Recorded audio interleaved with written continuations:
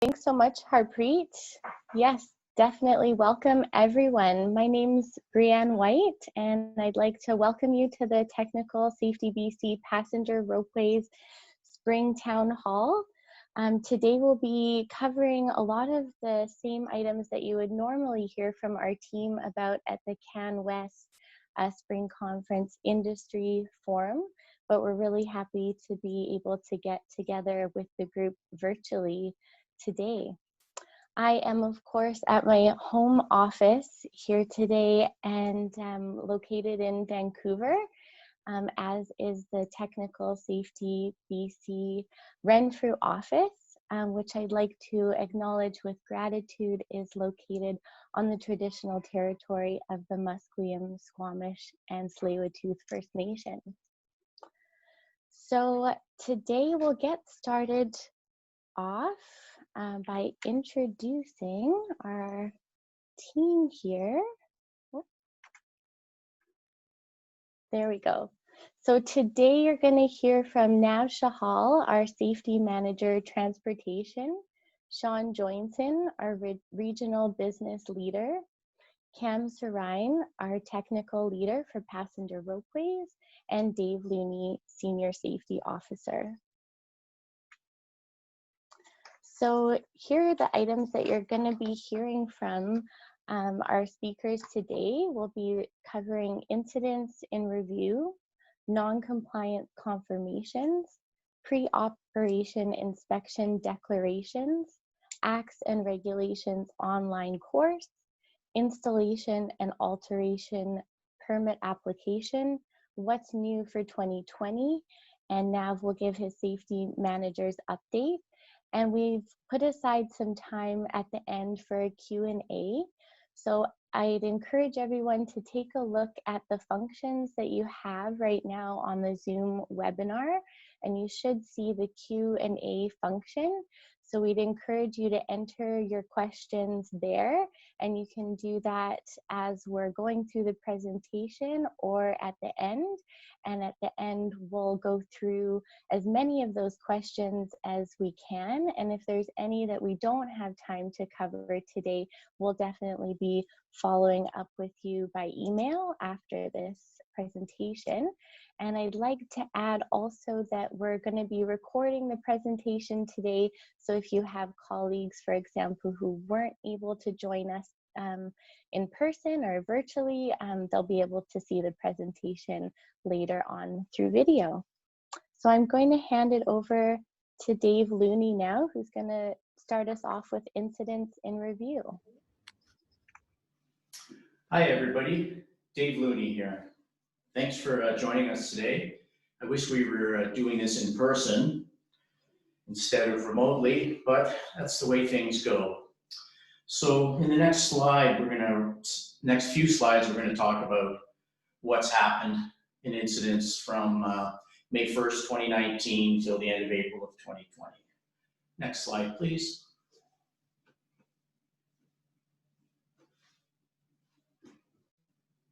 Thank you. So for this reporting period, we're showing 119 incidents reported to us. The last incident that was reported was on March 17th, so that number probably would have been higher because, you know, we didn't have school break in there or Easter weekend. But that number is higher this year because we had a couple of major power failures at some large ski areas that resulted in the use of evacuation drives that has to be reported to us. So that's kind of driven the total number of incidents up this year. In the next slide, we'll talk about the type of equipment involved. So here you'll see fixed grips leads the way at 49 and detachable chairlifts at 41. So that gives us 90 out of 119 incidents occurred on chairlifts, which isn't unusual. The only change this year in this is fixed grips is the leader, which it traditionally is. Last year was the first time detachable lifts had more incidents than fixed grips, but this year it's gone back the other way. And then T-bars, you know, T-bars, detachable gondolas, Then we get into single incidents on other types of equipment to give us the total of 119. The next slide will give us the description of the incidents.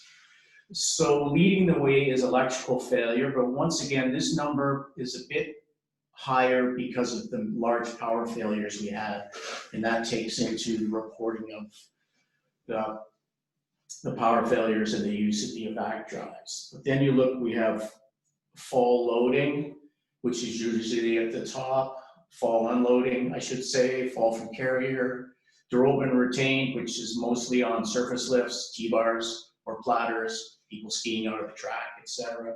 But if you look at the ones related to riding the lift, you can go to the second screen for this as well. 45 of them are related to loading, unloading, or riding the carrier, or falling from the carrier. So, you know, and of course, the last one, second to last one here, sabotage, vandalism, see this guy gauntlet, that was terrible. We hate to see that happening. And the other one of note under description that is troubling every year is passengers left on the ropeway. We had 3 again this year. Seems to be the last few years we've been averaging between 2 and 3. This is where you need to be strong on training your operators about the proper closing procedures, that they're good, and you need to get out there and monitor your operators, that they're doing it correctly. You know, it might be someone skis by, you know, so you don't let them know you're coming by at the end of the day. Make sure the signs are up, the blocking method, the correct number of carrier being called up, etc. We had one this year where the operators said they didn't understand, the top operator didn't understand clearly what the last chair was because the phones weren't working perfectly. It was staticky. So, and becomes a maintenance issue. All right, in the next one, we will be talking about the cause and damages. So the top cause of the incidents from our review of them was passengers at 40. Then operational, which was something we added a couple of years ago where we can't discern the exact cause, but it was something related to the passenger and the operator, so we call it an operational error. And then main power failure is up high there again because of the evac drives being used because of some large outages at large facilities. We bring operator in, and you really see that the top 3 are passenger, operational, and operator, which is 71 of the incidents reported. And then we slowly drop down to, and then we see vandalism, which was, of course, Sea to Sky Gondola. And for damages, we have damaged carrier is the top, electrical components. Some of those electrical components were damaged because there was a power failure or a power spike related to the power failure. It might have damaged some fusing switches, etc. Damaged haul rope, damaged grips, those are usually on surface lifts and they relate to derailments that are retained. And then just some other ones, single ones for mechanical equipment failures. The next slide, we'll talk about injuries and evacuations. So injuries, we had 4 insignificant, 23 minor, 13 moderate, and 2 major. The 2 major related to unloading on chairlifts. One was a broken hip and one was a broken pelvis. For evacuation types, we had 29 with evac drives. Once again, most of those were related to large power failures at ski areas. A couple were related to actual main drive failures and they had to go to evac drives. And when I say evac drives, I mean true evacuation drives, because you don't have to report if you switch to your auxiliary drive just because the power went out. But we like to know when the evac drive was used. And 3 manual evacuations. None of those were full evacuations. They were partial, where there might have been a problem getting the evac drive running. There was a problem with the evac drive near the end of the manual or the evacuation, and they had to rope evac a few people. I think the largest amount was 3, possibly 4 carriers rope evac. Incidents of note. So here I selected a few incidents that we'll talk about that are unique, different, or possibly a repeat of a previous type of incident. So this one happened on a conveyor at a tubing park. There was a lift operator that from the top wanted to get to the bottom, so he decided to ride a tube down. Unfortunately, he rode the tube down next to the conveyor. And as they were coming down, they got out of control and they ended up riding up and onto the conveyor belt itself. And they ran into a family that was riding up with their tubes. And this resulted in injuries to people riding on the conveyor. I know this is a bit of an odd one, and you probably shake your heads or chuckle a bit thinking, how can this happen? Well, things happen, you know, it's just one more thing to think about. How should have that operator got down? He should have walked down, or if he was gonna tube down, he should have rode down in a designated lane to get down. The next one relates to detachable carriers in a return station. So this is a picture that was sent to us by the contractor after the incident. The lift was being run for maintenance. It's a detachable quad chair. It was being run in reverse. So when this lift, when it's run in reverse, like most detachables, the anti-collision system doesn't function. Speed is usually limited depending on the vintage and manufacturer. And here there was no operator at a return station. So there was a problem in the curve of the lift with a clutch or a belt, tire, and the first chair that piled up is at the turnaround at the back, and then the other chairs just started piling up and piling up and piling up. The lift was finally stopped by someone who saw this happening that wasn't part of the lift crew who stopped the lift. You know, if that hadn't been stopped, it could have piled more carriers up. So this is a real reminder about what are your procedures for running your lifts during maintenance. The code does say you only need one operator during maintenance, but my experience has been, when I was on maintenance, that I always had someone at the return station at the detachable, especially running in reverse. At least running forward, if no one's there, you've got your anti-collision system that can stop the lift. So there was a fair bit of damage to this lift that took money for parts replacement and time for the lift maintenance crew to make repairs. So the next slide relates to this incident as well. So this is from a bulletin issued by Doppelmayr. It's of a grip, and it talks about when you're assembling the grip, there's a bushing and a snap ring. It's important that these are installed correctly, because if the snap ring isn't installed correctly, or it isn't installed at all, you can have a problem. It can allow the bushing to come out and jam the grip up and only partially close. Unfortunately, this happened in an area, and the worst part is we had this same incident happen last year, and we talked about it at last year's spring conference. We reminded people, you know, gotta have strong grip, detachable grip rebuilding procedures. Not even just detachable, it's all grips, but especially on detachables because of the amount of moving parts and equipment. You know, you need to make sure the person who's rebuilding your grip is trained and experienced. They have a checklist to go through after they've rebuilt them. And I strongly recommend that you have a second column on your checklist for a second person to check all the components, snap rings, nuts, bolts, etc., that they're installed correctly. So this came out of a large amount of grips having to be rebuilt because of the previous incident where the carriers piled up. The other problem was this happened during operation. It was noted, but the ropeway wasn't closed. And then later in the day, they had another fault. If you get a grip fault or something like this happens and you've got a problem with the grip, you need to shut your lift down and check all the other grips to make sure you don't have that problem on the other grips. And you need to let us know so we can say, yeah, what have you done? And it's okay to reopen that lift. Or no, there's something worse here and you need to keep it closed till you've talked to the manufacturer and we figure out what happened. And the next one, please, is about derailment not retained. So you can see in the pictures here, this is a surface lift. It was a T-bar at the top station caused by a swinging carrier coming up to the top. That's usually what causes incidents like this.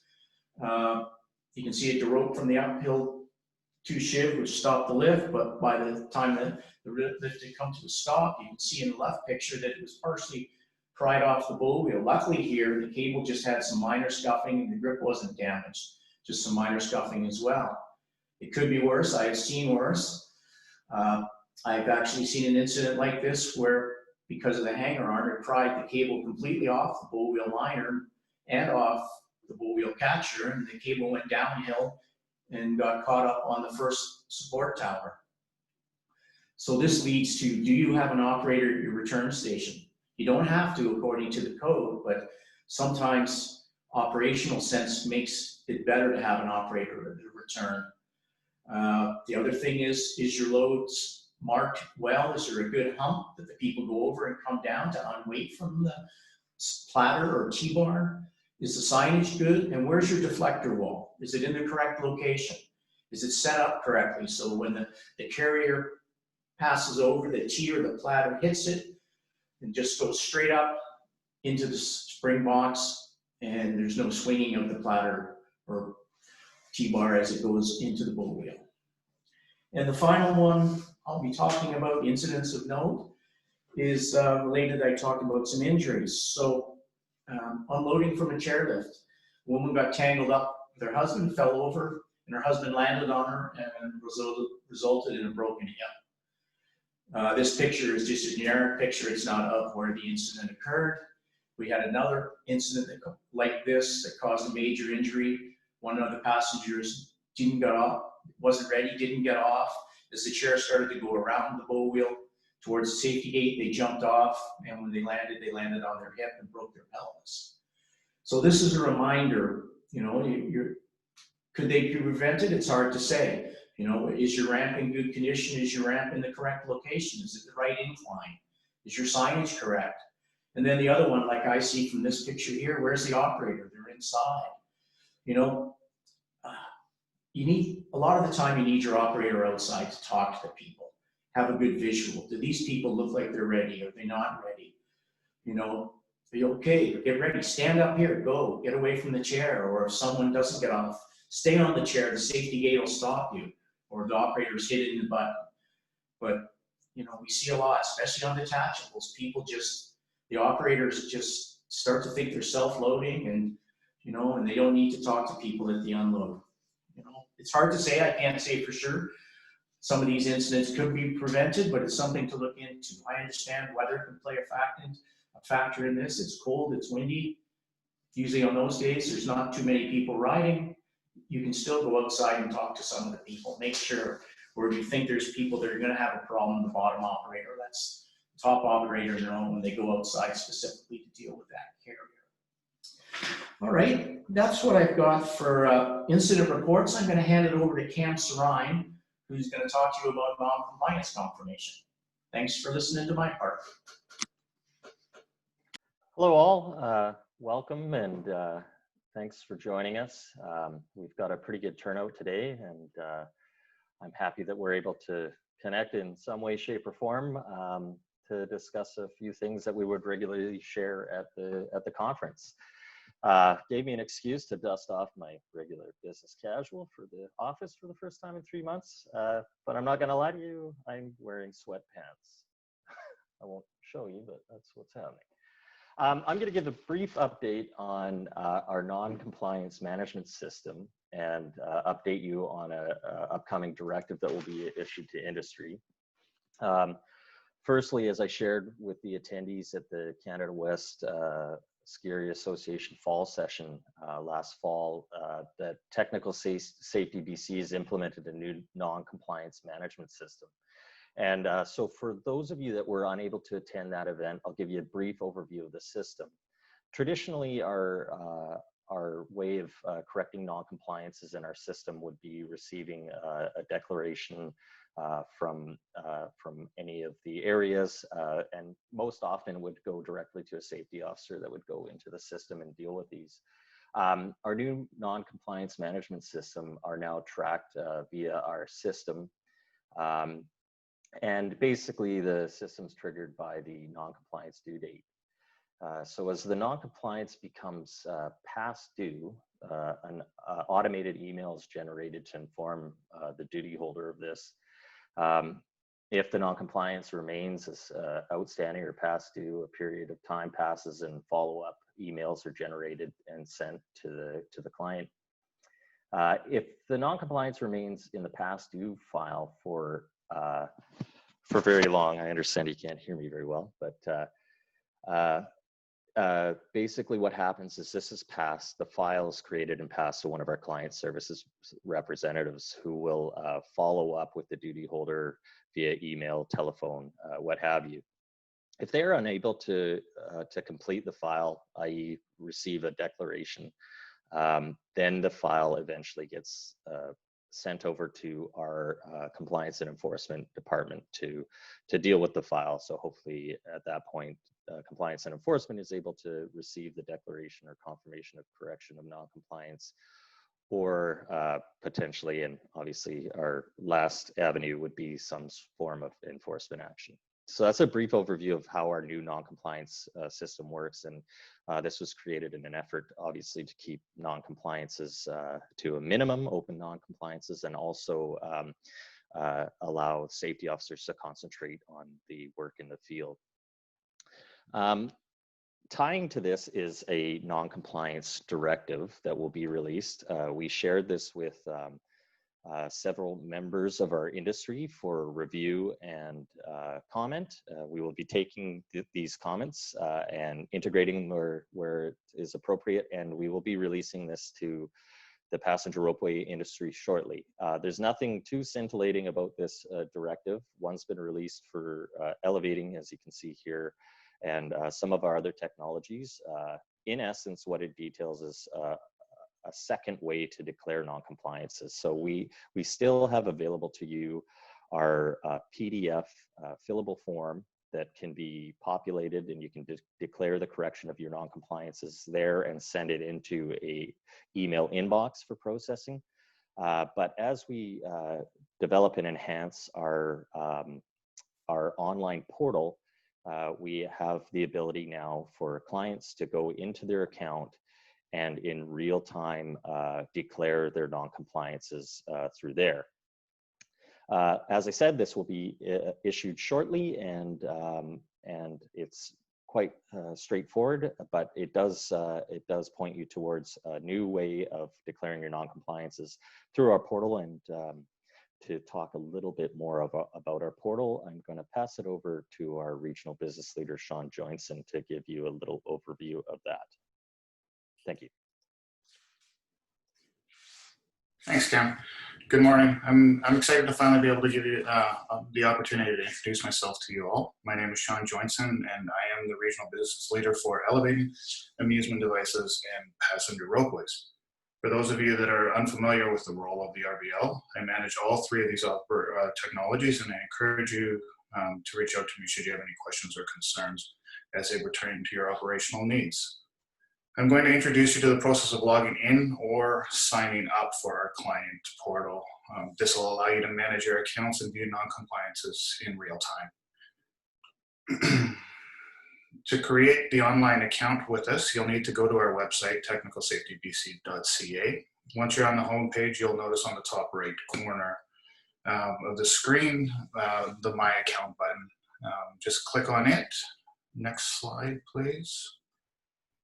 After accessing the My Account button, you'll be redirected to a page where you can either log into your already created account or register for a new account. If you don't already have the account registered, you'll notice below the login button, the Not Registered tab. Just click on that and proceed. Follow the procedures in order to create the online account. The next slide, please. Once your account is activated, you'll see this screen. Please note that you can review, your permits as well as the invoices and all non-compliances. You may notice some unfamiliar terms within the portal, as other technologies use different language than we use in the ropeways and amusement device technologies. For example, code violation is the same as a non-compliance.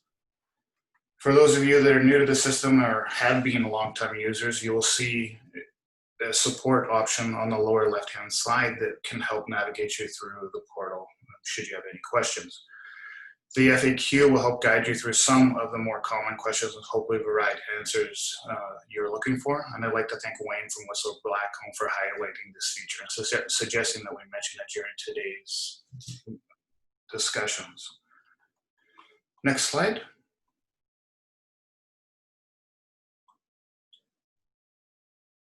Next slide, please.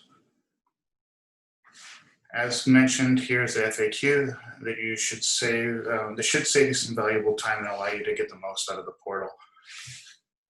Pretty straightforward. Hopefully these are some of the more common questions and you get the answers that you're looking for. I want to thank you all for your time today, and I look forward to meeting you in person when the time is appropriate. I'm going to now hand off to Dave Looney to go a little bit deeper into the online portal for you.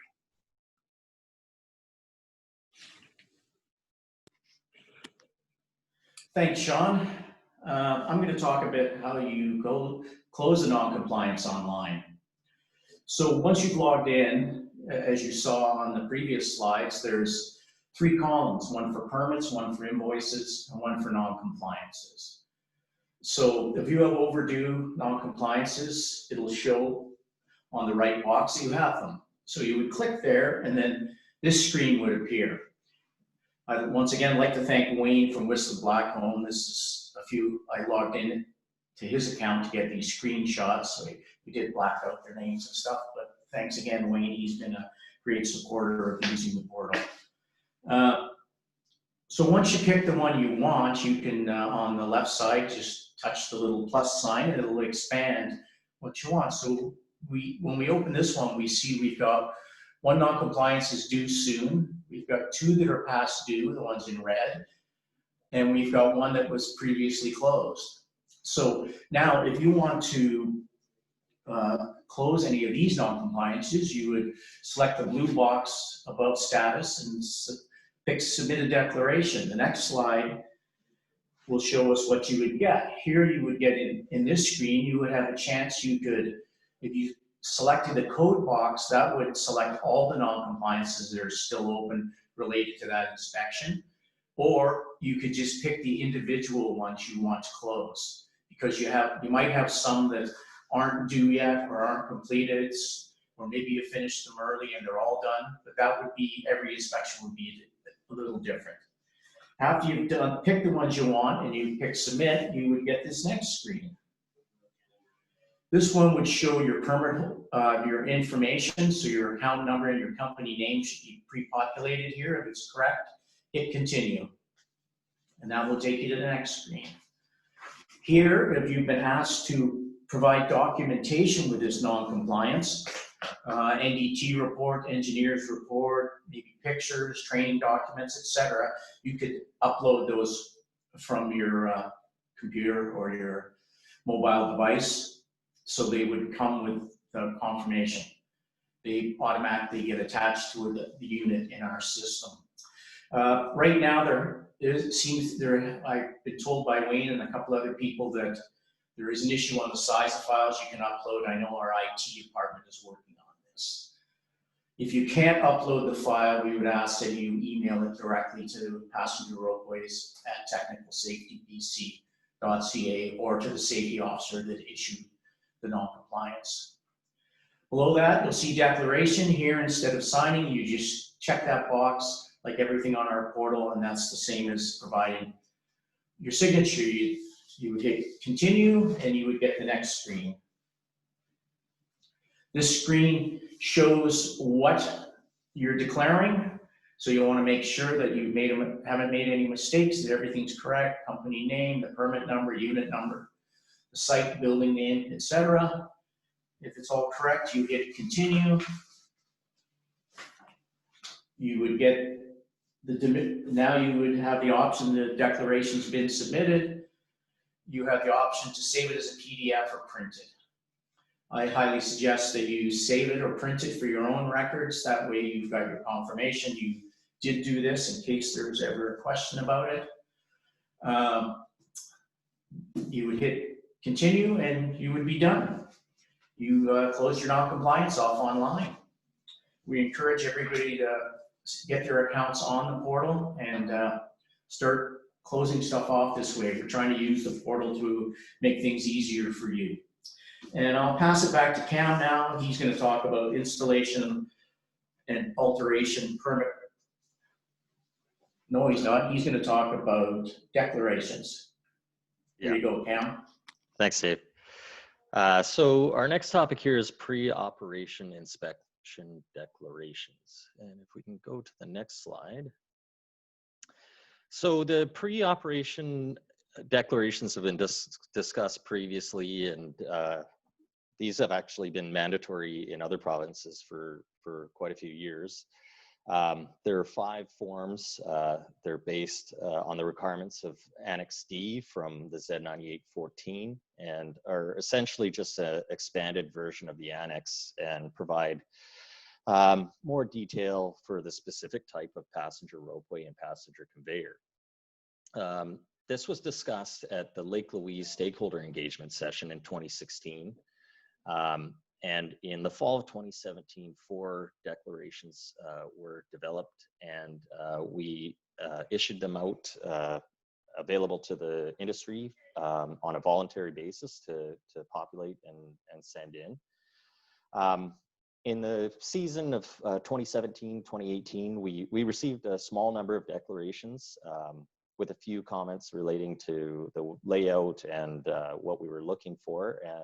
Those recommendations and comments were integrated, and we made revisions, and in the season of 2018-2019, we made these declarations mandatory prior to operation.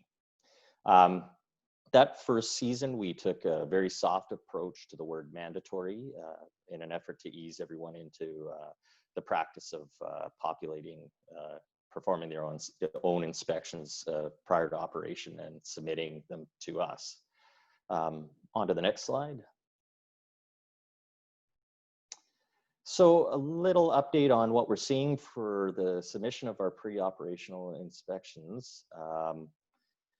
As you can see here, in 2019-2020, we received about 95% of the inspection declarations, and the remaining 5% were followed up by the safety officer group, and eventually we had full compliance. We're looking for a greater submission this year, obviously aiming for 100% prior to operation.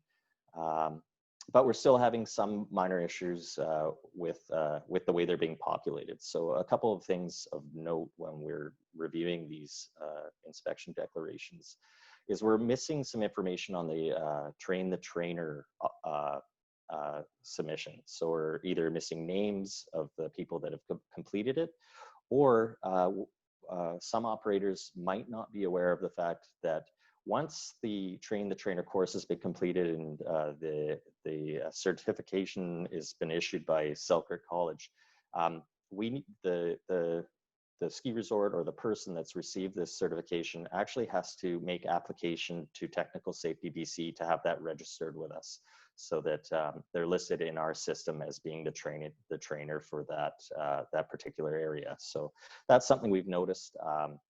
We have noticed a little bit of discrepancy around haul rope MRT dates not being completed by the time required by code.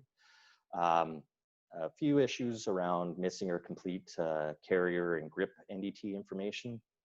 And then again, as part of our review, we've noted some rate of deceleration, stopping distance and times that didn't quite meet code. So those are just a few areas to be aware of when preparing your submission for our pre-operational inspection declarations.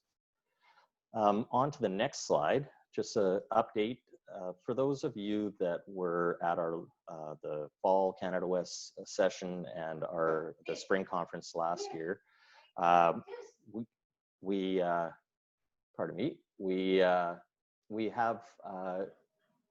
had the Lift 151 and 153 courses updated. This was a collaboration between Technical Safety BC, ADARSA, our Alberta counterparts, the Alberta Safety Codes Council, Canada West Ski Area Association, and Selkirk College. These revised courses were first presented at the 2019 Canada West Area Conference and were presented by us, Technical Safety BC, Adarsa, Bob Bell from Selkirk College, and industry representatives. This year, we unfortunately were unable to put on the courses at the Canada West Spring Conference.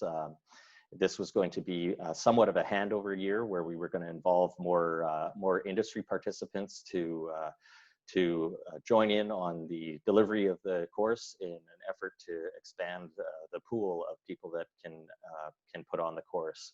And in speaking of that, after the conference last year, additional courses were presented in July at Fernie. These were presented by Dave Looney, and the feedback was great there.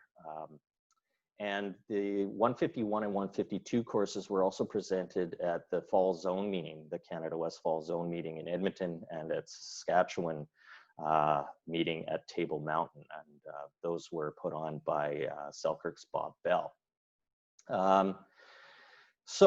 Recent boost to the course initiative is the release of a refreshed new edition of the textbook, Passenger Ropeway and Conveyors, Functions, Maintenance, and Regulations. It's completed and is now currently for sale thanks to the hard work from Selkirk College and their resident expert, Bob Bell. So that's great to advance the 151, 153 courses and bring them up to current status. Next slide, please. This has been mentioned at a couple engagement events, most recently at the Fall Canada West Ski Area Association meeting. And what we have now completed is our Passenger Ropeways, Acts, and Regulations course. So this is not unfamiliar to us, having this type of course available to industry. We have courses available for other technologies that we oversee. And we've tailored this one specifically to the passenger ropeway industry. So what it is a short online course covering the requirements of the Safety Standards Act, the Safety Standards General Regulation, the Elevating Devices Safety Regulation, and directives related directly to the passenger ropeway industry. We put this together in an effort to educate industry as to their regulatory responsibilities under the Act regulation and the applicable directives. We feel that this is going to be a significant boost for the education level around these documents that aren't as top of mind as perhaps the Z98 is to operators. So we have it ready to go. We are going to be reaching out to specific industry partners that we're going to ask if they're interested in piloting it. But our planned release date to the industry is going to be July 1st, which will be available via our website through our Learning Center. And I'm happy to report that this particular Acts and Regulation course is going to be free of charge for the industry. And we encourage anyone that is involved in the operations and maintenance or is responsible as the duty holder or the contractor license holder to take this course. Again, it's free of charge. It's quite short and to the point. And we envision this as something potentially future state to be mandatory requirement for people that submit declarations on behalf of a contractor. Next slide. And this is just a screenshot of the Learning Center cover page for our brand new Passenger Ropeways and Conveyors Acts, Regulations, and Directives course. So I encourage everyone to log on July 1st and take the course. And for those of you that are interested, in our Q&A box or on the chat, if you're interested in piloting it prior to July 1st when it's available to all, please put your wishes in there, or you can reach out to myself or Dave Looney directly, and we can set that up. Next slide. Oop, one back, I believe. And I'm going to pass it back over to Dave Looney one more time to talk about installation and alteration permit applications. Thanks, Cam. Well, right now, if you want to take out an installation or an alteration permit, you have two ways of doing it. You can go to our website, print the form off, fill it in by hand, scan it, mail it, email it to us with the supporting documents. Or it's a fillable PDF, that form. You can fill it out online, email it with the supporting documents to us. So in the next few slides, I'm going to show you how we're going to use our portal. So right now, I've been working on a test project with all the other technologies with our engineering department to allow you to submit installation and alteration permit applications online. These screenshots are from our test portal that we were using. Actually, in the boiler industry, they are using it live right now. That is how they're submitting design registrations and new installation or alteration permits. So here you would open up through the portal, there'll be a link that would say submit a design registration. It would bring you to this screen, and you would select passenger ropeway, or if you were putting an amusement ride in it, your ski area, you would select that. Well, after that's done, you would get to the next screen. Here, certain fields would be pre-populated because they know from your account who you are, so account number, name, things like that. Project name you would fill in. And then it's just the fields that are in the application form as it is now as a fillable PDF.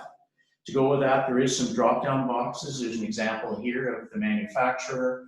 You could pick who the manufacturer is, put it in the system, vertical rise, just everything that you would fill out on the form, it would now be done through the portal. On the next screen, you can see here, looks a bit like things we previously saw for closing non-compliances. We've got some checks box where you would check off the location, route map, and proof of ownership for the land for a new installation. Above that, there's a letter of intent that you would need to submit if it was for an alteration, and then an area where you can upload files in support of this, whether it's route map, plan and profile from the installing contractor, land use permission from the provincial government, etc. Below that, there's a checkbox instead of your signature, and you would submit that, and you would have the option to print or save as a PDF your submittal, so you've got something for your records. And then that would come into our engineering department, and the permit would be started. And just one more step where we want to use the portal to hopefully make your life easier. I'm going to go back to Cam now, and he's going to continue on with what's new for 2020. Thanks, Dave. So what's new for 2020? We can head straight to the next slide. Not a record breaker this year, but that is understandable given the current global conditions. However, this slide actually could have been updated at the very last minute. We actually have 4 new alterations that are in our system now. The one new fixed grip installation that is saying here that it's a continuation of an installation from 2019-2020. Looks like that will go ahead and be completed this year. We have 4 new alterations, 2 being bike carrier installations. 1 is a drive upgrade, and 1 is a carrier replacement. Just note that please remember, if you're making changes to your ropeway, to contact us if you have any doubt as to if it is an alteration or not, and we're happy to lead you in the right direction there. With that, I'm going to hand it over to our closing piece, which is our safety manager update with our provincial safety manager, Nav Chahal. Thank you, Cam. Good morning, everybody, and thank you for joining us today, and hope you are finding this session useful. So I have only one slide, so I won't be keeping you for too long. These are unprecedented times. And this pandemic has affected every sector, and some more than others, like the ski industry and tourism. So, and I wanted to take this opportunity to reiterate the fact that Technical Safety BC and the passenger ropeway team here is to work with you. And if you are in a situation or there are certain conditions that prevent you from meeting your regulatory obligations, please reach out to us so we can work with you and figure out a solution. One of the areas that the pandemic affected us the most is assessments. So for other parts of our organization, we moved to what we called a remote assessment. It didn't affect the passenger ropeway industry that much because the season hadn't started, but the other sectors were affected. And what the future holds for us, we are not sure, and hopefully all things work out and we are back to normal. But in anticipation of things, if they don't move, we are working on alternate ways to provide the same level of safety or oversight for the passenger ropeway industry. So the reasons why we stopped, why we had to actually move to remote inspections was diminishing PP&E. So we had limited supply. The supplies were back ordered. Not all assessments were possible where we could keep a social distance. And lastly, to support the provincial initiative of flattening the curve. So Cam mentioned about pre-season checklists. So those are some things that we will be relying on more. And also Cam mentioned these new installation and modernization or alteration permits that are underway. So if things don't ease up, what we might have to do is work on checklists for these type of assessments.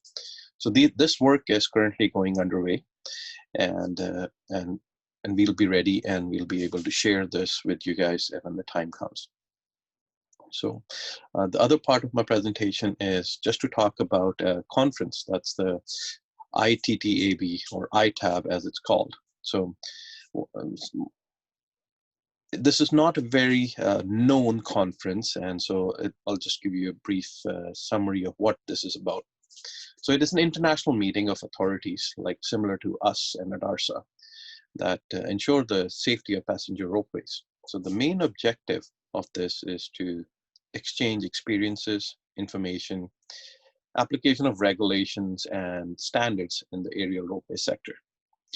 It particularly focuses on incidents and the conclusions or any insights that we can draw from these incidents. And it is an open sharing of ideas so we can learn from each other's experiences in different countries and make the ropeway industry much more safer. So last year was the 69th year of this meeting. 14 countries were represented and there were 39 delegates. And Dean McKernan from ADARSA and myself had the opportunity to attend. And this conference has never been held in Canada. So it is proposed to be held in Western Canada, Alberta or BC in 2023. And this hosting would not be possible without the industry. So I just wanted to say is we will reach out to you and we look for your support in the year 2023 to be able to host this.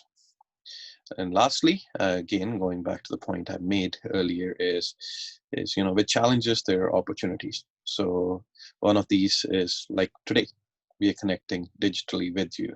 This would not have been thought of or would not have been considered. So, and we intend to host more of these sessions later in the year as well. So maybe in the fall or anytime we have a new initiative, we want to use the digital platform to connect with you guys.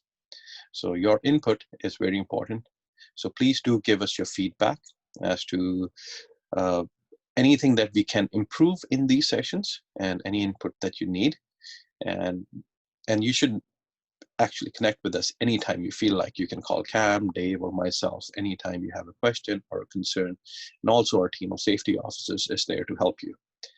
So with that, I come to the end of my section here and we'll go to Q&A. Thank you. Great. Thanks so much, Nav, Dave, and Cam for those presentations. That was great. And I see a couple people are using the Q&A function here and a couple people interested in participating in the course trial, so that's great. We'll definitely be getting in touch with you after this session to talk more about that. And I'd encourage everyone, if there are any questions that you had on the presenter's slides today or anything else that you'd like to talk with the presenters about, go ahead and enter that into the Q&A function right now.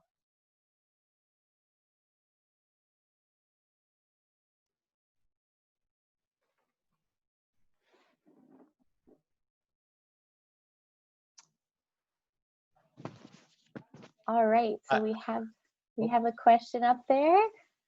Right. So we have a question. Is there a timeline on the remote assessment procedure, i.e. date? So right now, Technical Safety BC is monitoring recommendations from the province by the minute. Our executive team is monitoring any information coming from our provincial government in real time, all the time, and we're in close conversation with them.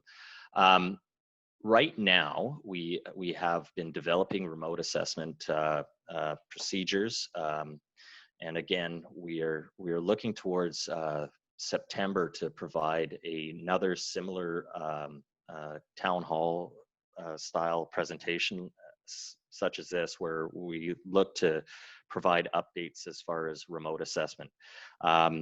Realistically, right now, we're in a position where we can offer remote assessment where necessary for example, the 4 alterations and the 1 new installation that are going in. We have some procedures already built in that will most likely include, if we are still limited by physically showing up on site, that would include a checklist of some form, photo documentation, and we also have some virtual assessment techniques that we can use to make sure that these acceptance for these alterations and the new installation can still proceed. We're seeing, BC is starting to open up a little bit, and we have got some feeling from our executive and our CEO that with the correct PPE and correct procedures, and working in conjunction with WorkSafe and the Health Ministry, that we're remaining optimistic that physical assessment for some of these may be possible here in the near future. So at this point, I would say that we will be looking at these at a case-by-case basis for right now, for new installation and alteration. And for pre-operational assessment, what we are going to look at is our risk assessment protocol that identifies, the high value assessments that we want to approach. And again, we will be doing it a case by case, whether it'll be a remote assessment or it will be a physical assessment. What we see right now as being a remote assessment for pre-operational assessment for the high value installation assessments that we've identified would be a combination of checklist, photo documentation, and potentially some virtual assessment where we deem necessary based on risk. I hope that answers your question. And again, just wanted to reiterate that we will be getting back to you shortly with a date for a follow-up connection event where we will give you all the information you need as far as our assessment protocols moving into the fall season. And also we've heard some feedback that maybe even a deeper dive on our portal for those that are unfamiliar with it, and even for those who are familiar with it that find some issues there. So thank you. So we've got another question. Question on the portal. Are there any plans to make the installation names description show up on the non-compliance pages to make it easier to know which lift the non-compliance is for? We have flagged that as an issue because right now you have to look at the code reference to correlate it to which non-compliance it is for. So that has been flagged with our IT department, and we will be giving you an update on that. But that is definitely something that has been identified by others, and so I thank you for that question. We will be looping back to you when those changes are made.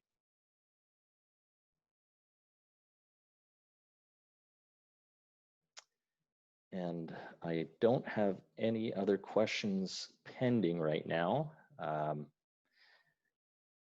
Okay, great. Well, that actually brings us pretty much right on time to the end of our presentation. So thanks so much, everyone, for joining us today. Really appreciate you coming and meeting with us virtually. And some more comments in there about people interested in participating in trialing the course. So that's great. And as Cam mentioned, we're looking at setting up a follow-up town hall in the fall, and that would focus on remote assessment and a deeper dive into the portal. But if there are other topics that you'd like us to cover in that fall town hall, we're going to be sending you a survey after this session, and you'll have the opportunity to let us know what you want to hear about in the next town hall. So please take a minute and share that with us in the follow-up survey. So with that, we'll sign off and wish everyone a safe day out there. And thanks so much. Bye, everyone.